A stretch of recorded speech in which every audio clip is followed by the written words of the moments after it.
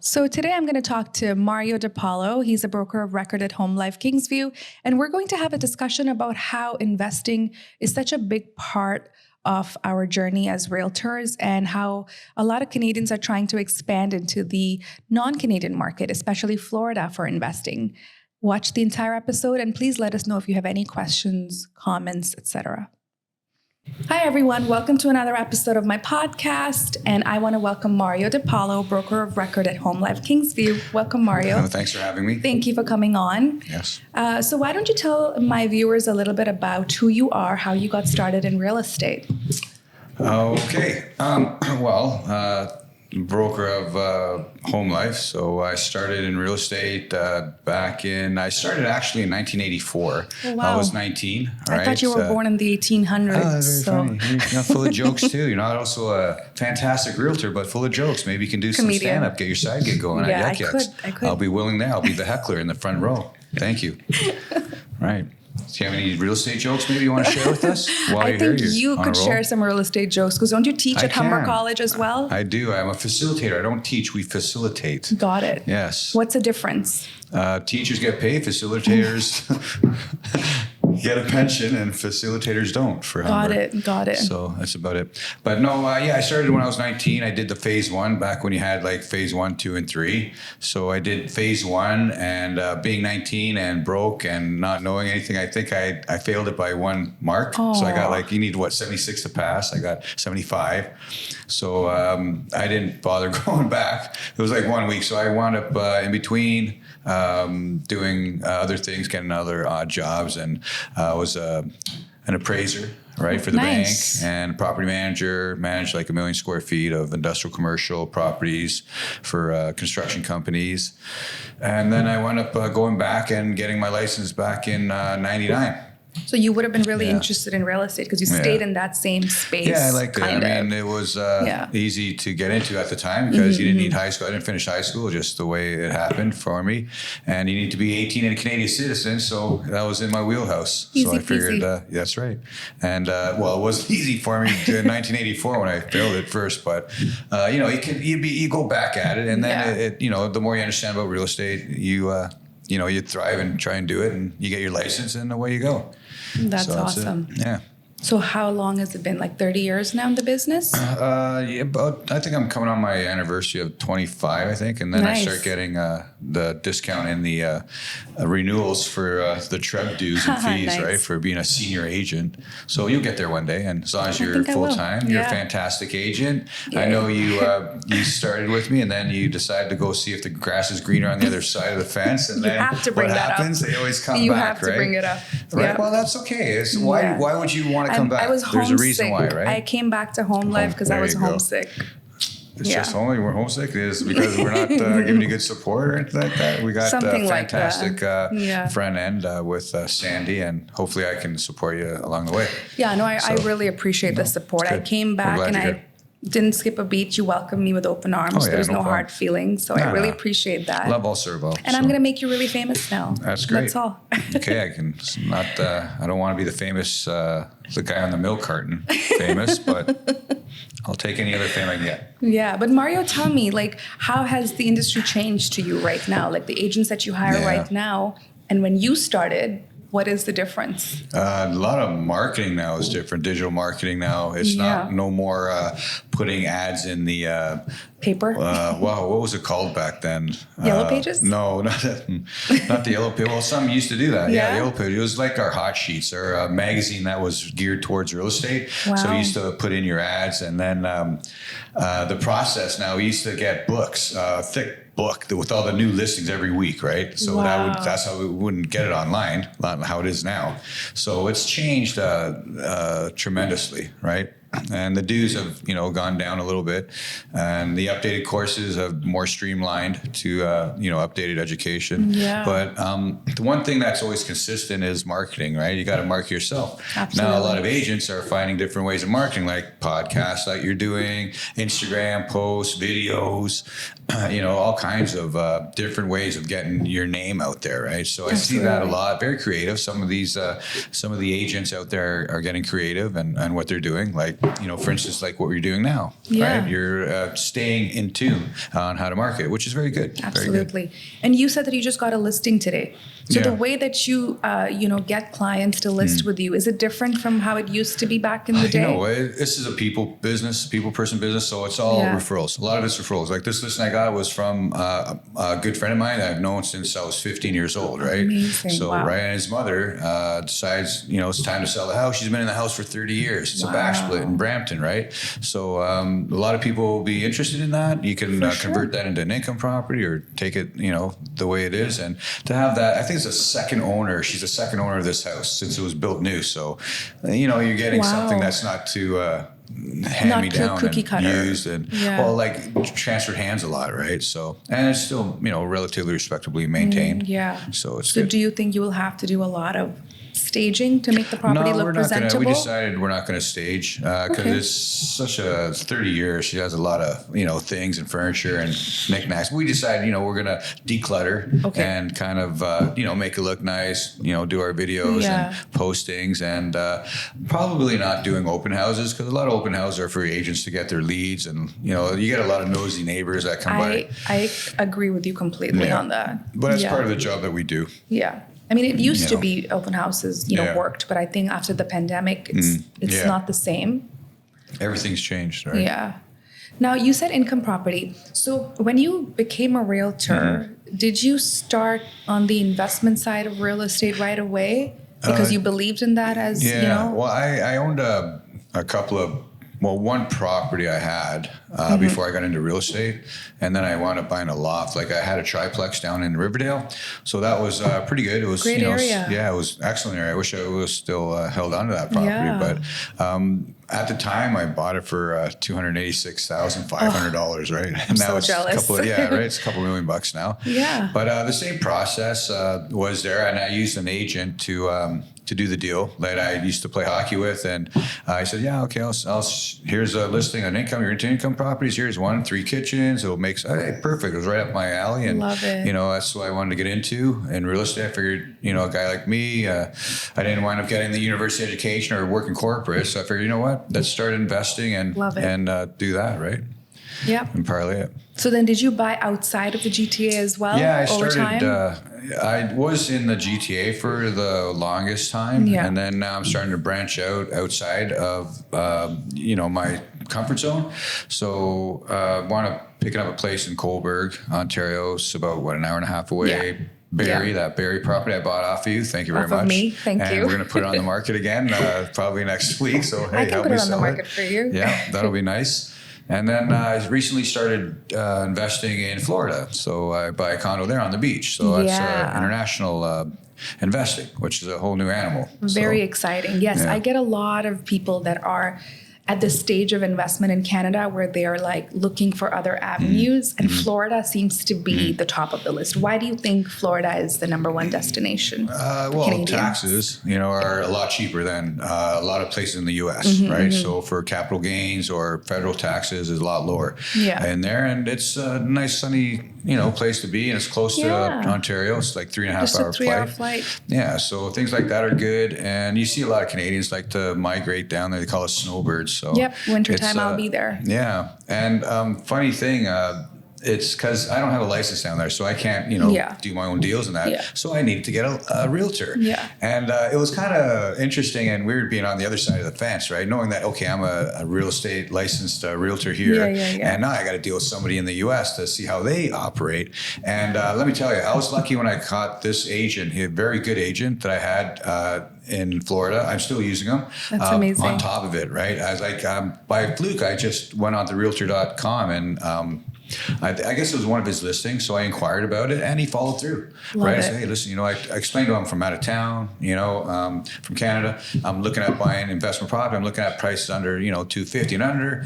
And then he's like, okay, no problem. And I'll start showing me around. I wound up going to Florida, I think a week later, and he took me around, showed me a bunch of places for in my price range that I was looking at. And, no worries. He was pretty calm, and, he played the part, came in, dressed well, nice car, everything's good. So, okay, this is good. And you quickly realize that in Florida for like, 250, you're not going to get very much, right? So Exactly. you want to try and break even. The place you're going to get are small and they're not on the beach, right? They're off the beaten path a bit, but you could maybe Airbnb it or, find a full-time tenant in that. Correct. Looking at the price, like, the way I look at investment properties, is it good enough for me to live in? If I like to live in it, then you know what? Somebody else is going to take it, and it's a good investment.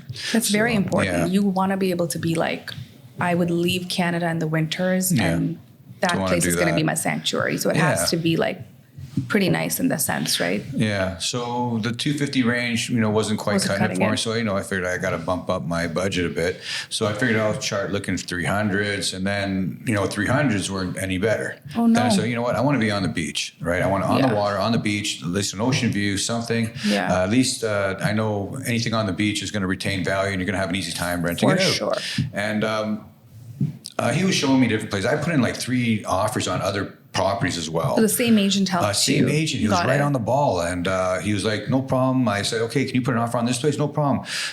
Give me your email. I'll put the deal together and I'll email you the docs. Okay, 10 minutes later, boom, done. And I sent it back to him. Very efficient. So I was very impressed with that. That's and amazing. then after, putting in 3 different offers and getting outbid, so I was hoping that this agent was thinking, oh, this guy's just pipe dream. He's going to waste my time or he's not going to follow up or continue. But, he stuck with it. And I finally found a place on the realtor.com. I was just surfing one day and the listing came up like 20 minutes on the MLS. So I looked at it. I was in the building before. I put an offer on a place there. I liked the building. Something else in the building. And so I said, listen, I called him up. Hey, this place just got on the MLS. Put an offer in. Okay, 10 minutes later, you had the deal ready to sign, submitted it. It goes, okay. And there was like 6 offers on the place, right? I wasn't the highest offer, but I was the first one. So the agent that owned the place happened to be a real estate agent too, right? So she sold it. And the place was beautiful, renovated, had ocean view, and I was happy with it and got the deal done.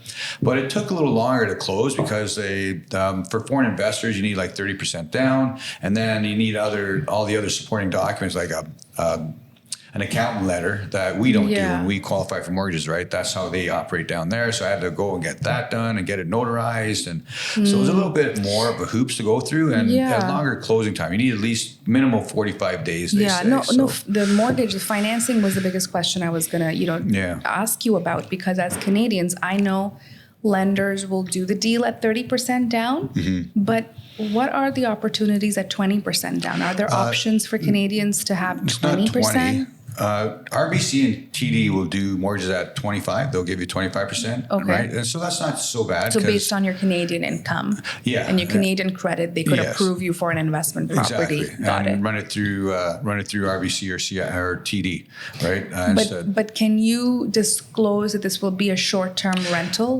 Yeah, you can do that, as well as I did that with my bank. I wound up using Bradesco. So American bank. Yeah, an American bank, but they're really a Latin American bank. They're like the second largest bank in Latin America. So did you have to show your Canadian income to qualify? Yeah, I had to send in the same docs like bank statements. Not so much notice of assessments. They don't go by that. Yeah. They just want to see bank statement, money in the account. The accountant letter is what they go for instead of a notice letter. Okay. Yeah, the accountant will just put down how much year to date you made and just what you made for last year and year to date. They want like 2 years history. Fair. Okay. Same as that, and 30% down for foreign investors. And what are the rates like? Oh, the rate I got. I got at 6.6. Okay, so not too far off from what we're paying too, right? Rates, yeah, and they're going to be doing rate hikes as well. I know. So with this property, it worked out because the mortgage and the HOA fees worked out to the rent I'm getting is covering everything. So we make a little small cash flow on that, right? So what was the purchase price? On the beach, I wound up getting it in February for around $389, under $400. $389, and your HOA fees. So HOA is homeowners association, which is just like the maintenance fees in condos in the GTA. So HOA fee was how much for that $389? For this unit, it was $836 a month, but that included Wi-Fi, water. Heat, electricity?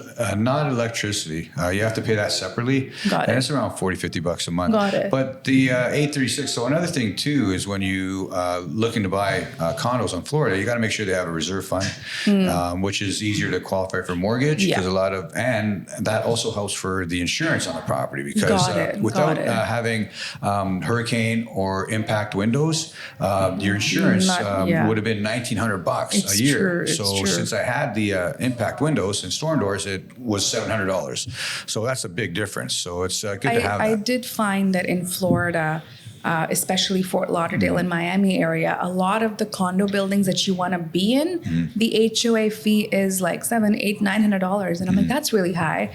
But then as I did more research, I realized it's because the condominium buildings in Toronto don't offer the amenities that these buildings do, right? Almost all of the buildings have outdoor pools, which, require maintenance all year round because the weather's beautiful all year round. And they have a little bit more amenities-wise as an overall building. Yeah, valet. So I would probably pay that higher maintenance fee. And initially, I was just like, wow, that's cutting into my cash flow. But it makes sense. The amenities are much nicer. Yeah. It's not only amenities, too. It's because in Florida, you have the sea air and anything around the sea, it'll break down the seawall and of the building. So you need to have, they have to go through a 40-year inspection, a 50-year inspection, a 60-year inspection for the building, right? So a lot of these places, there's actually one documented, I think it was around the Miami area, where the board never... they were supposed to do some work on the building, and they kept prolonging it next year. They needed $10 million. And sure enough, that building sunk in the ground. People died and people got sued. So, I know. It's pretty scary. So they're passing a law anyways now that soon that all buildings have to have a reserve fund, right? So that's why it's important to have a reserve fund because it pays for, your maintenance. And the building I got into, it had a strong reserve fund and the maintenance fee is a little high, but they did a new roof. They're doing it now. They did all the balconies there. They're doing the emergency fire suppression system, alarms that's going into every unit. So, the money's being spent well. And the property management company is actually very good, maintaining the building to nice to perfection, which it shows in the building. Are they also helping you with finding the right tenants for short-term rentals? No. I use my real estate agent there. But you can post.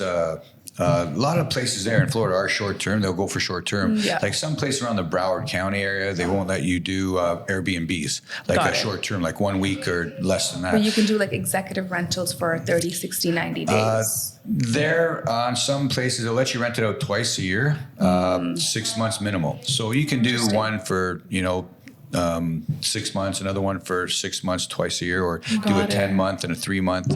So, or 9 months and 3 months. So your realtor keeps track of that over there then? You can post on Verbio if you want, or have your realtor, put it on the MLS, just like we do here, right? So it's actually a lot better because they handle all the paperwork, the leasing, and all they just sign here, and it's a lot less headache. So, that's when you understand how valuable a realtor can be in the process of buying or selling a home, right?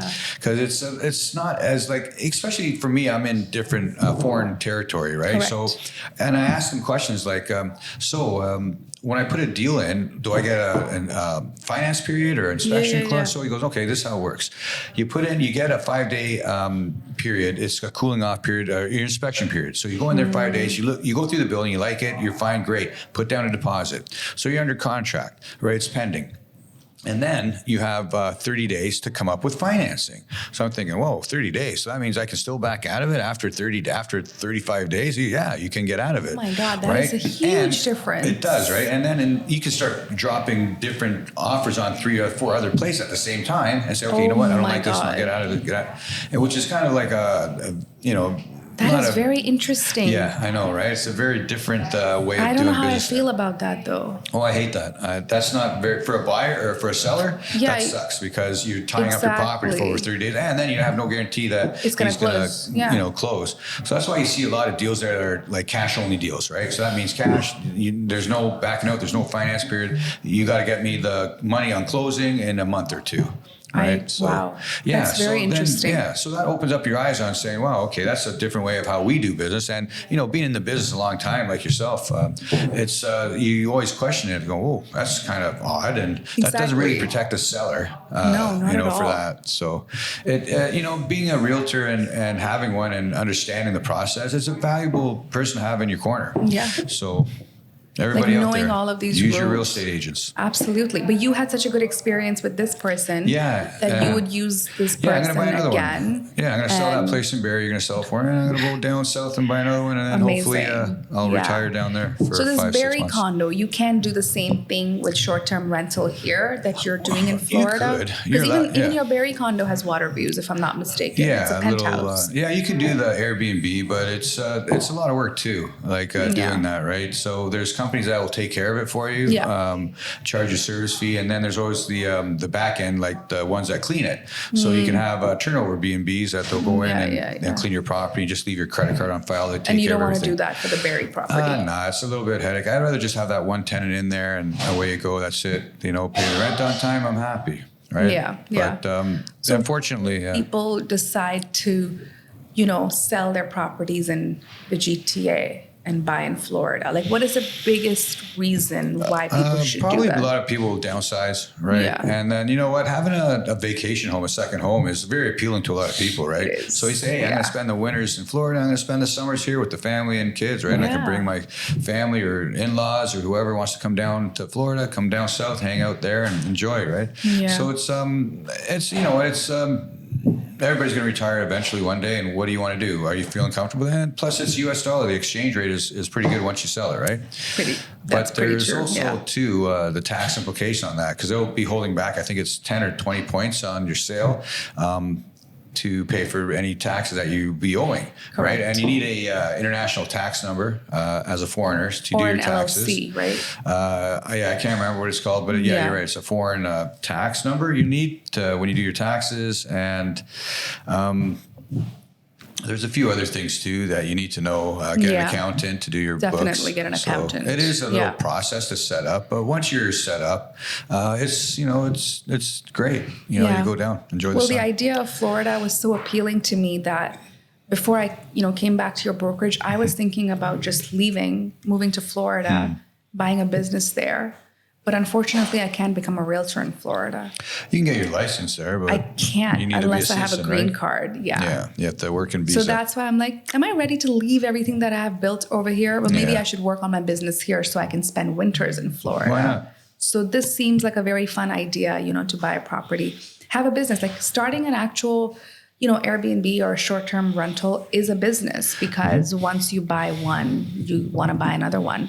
Yeah. But now, what do you feel about people that rent? They do leases and they convert them into Airbnbs, because you're buying. So you're putting 30% of your capital into this property and you're turning it into a short-term rental.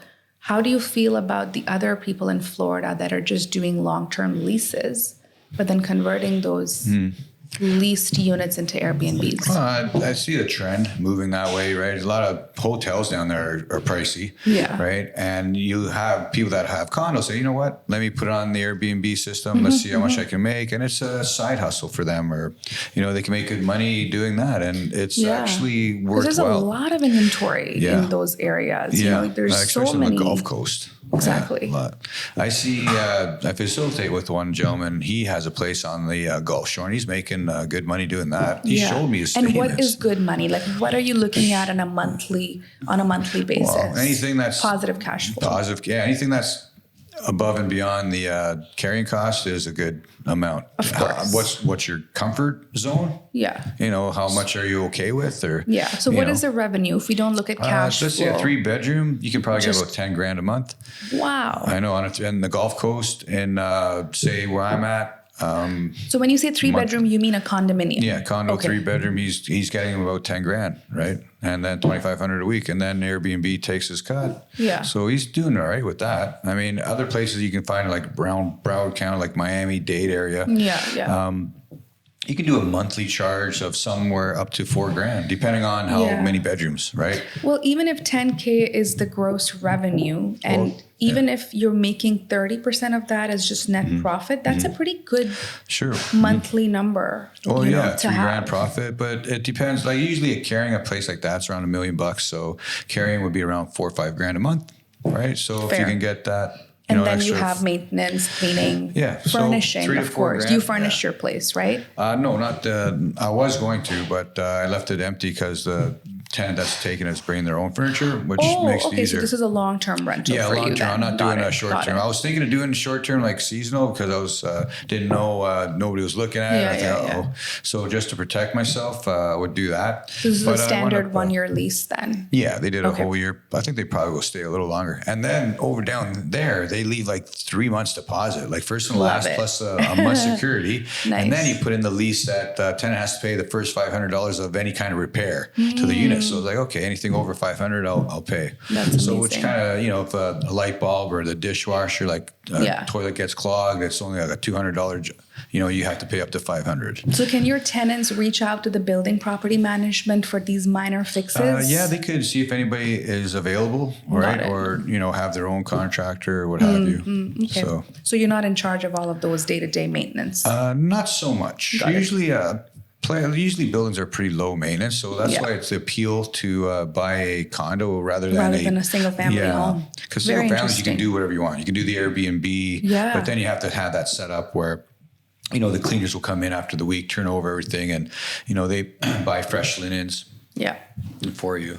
Yeah, so it's definitely way more of a hassle. I don't want to use the word hassle because I know a lot of people that are generating really good income buying single family homes. Yeah, your comfort level. Are you okay with putting the time in, right? The time. Yeah. Well, that's why I would probably outsource it to an Airbnb management company, but then it does dig into your profits. It does, but I mean, if you're not there constantly, it's worth it. Like if you're an out-of-towner investor like myself, or if you want to do something like that, and you're not going to be there all the time. Of course, are you going to fly down every weekend to clean the place? No. Yeah, but also I'm thinking because there's so much inventory in the areas we're talking about.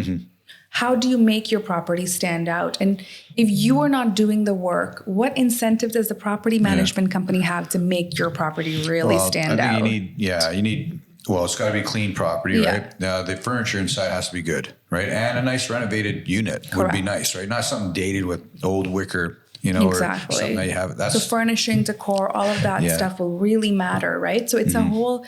It's like setting up a brand new business if you were to do a condo or a single family home and convert it to a short-term rental.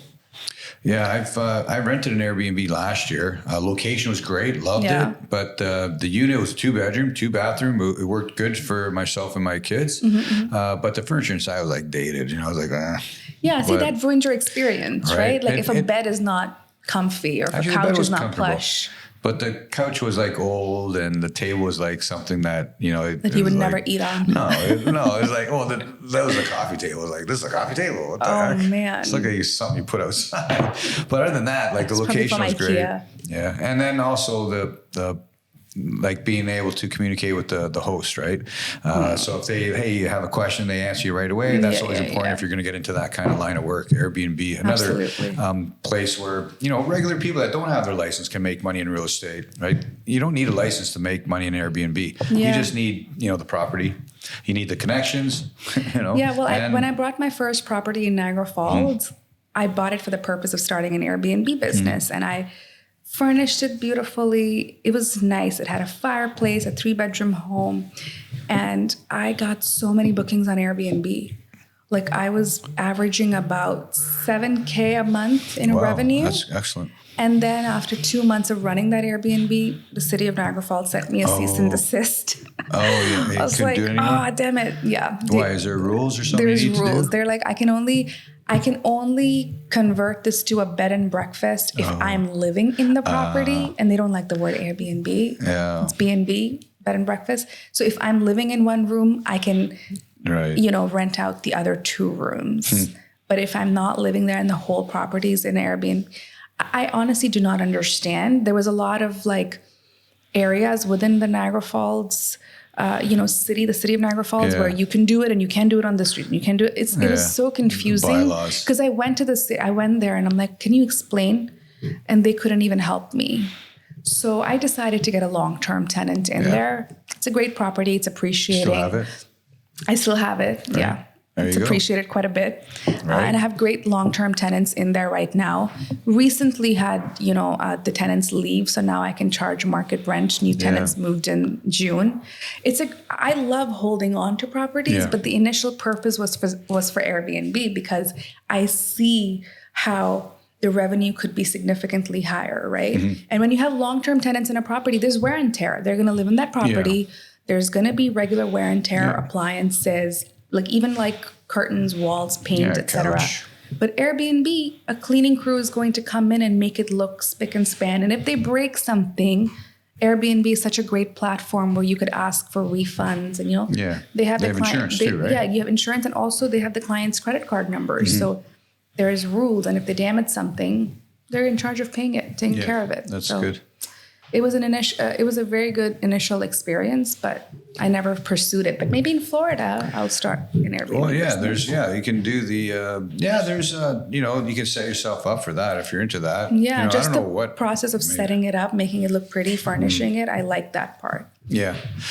I was going to do the same because you get some nice looking, furniture and people be happy with it. And then you can live there in the winter time. How cool if you is want to that? do the seasonal, but usually that's when you rent out those condos is the high peak season. That's it's the true. November You'd rather go live somewhere else at somebody else's Airbnb. Then you could use it in the summertime. It's very hot in Florida in the summer. I know. I went to there a few Florida weeks, once in August, and I would not do that again.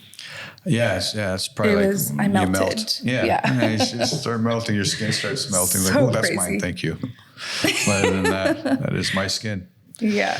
But other than that, so what other markets other than Florida would you be interested in investing? well, one of the agents in the office here, he is in Trenton, New Jersey, and he bought up commercial place, a small little commercial unit for I think it was 210. Amazing. Right? So he cleaned it up, he painted the outside, put some new asphalt in it. Now it's worth 400, doubled his money. He's got a doctor taking the whole unit. He's happy with that. Another buddy of mine is same thing in Trenton. He bought this a semi-detached I've never even home. thought about it. Trenton. New Jersey of all places, but I think he has cousins that live there, so he kind of knows the area. Yeah. But another example is he bought this house that was caught fire. It was a fire damaged home. It was a semi, right? So he gutted it. He bought it for 80 grand. He gutted it, made it all nice. Spent I think around 80, 90 grand. He sold it for I think 300s. So, and this house is beautiful, nice semis, the semis that you see in the annex, that kind of large. That's it's nice. this is gingerbread brick, and here it would be $2 million, $3 million for the house. But there, since it's in a smaller suburb, and he seems to be doing well. And he's got a place in Florida as well. That's nice. What do you think of Arizona? Phoenix? There's another place that seems pretty happening, Scottsdale. Scottsdale, in there. love It it. seems like there's that took a big hit apparently in when the market dropped. What was that 17, 18? The market dropped, and that was one of the parts that took a beating, but it was for an investor, that's a gold mine. It's like a playground, right? Say I can pick this property up, sit on it for a couple of years, and the market boom, and now things are doing well. Yeah, no, I visited Scottsdale, Arizona with a few girlfriends, and I loved it because all the Airbnbs there have a pool and a hot tub. Almost all of them. Yeah. It's so worth it. It's 4 bedrooms. Each of the friends gets her own bedroom, her own ensuite bathroom. How could you go wrong with that? And the landlord owner, I started a conversation with the family because they had 8 other Airbnbs in the area. They told me that they bought the property for $500,000, but when we rented it from them in 2019, 2020, it was already worth $800,000. See, there you go. So I found that really cool. And, their business is run beautifully, rules, communication, cleaning, everything was excellent. Yeah.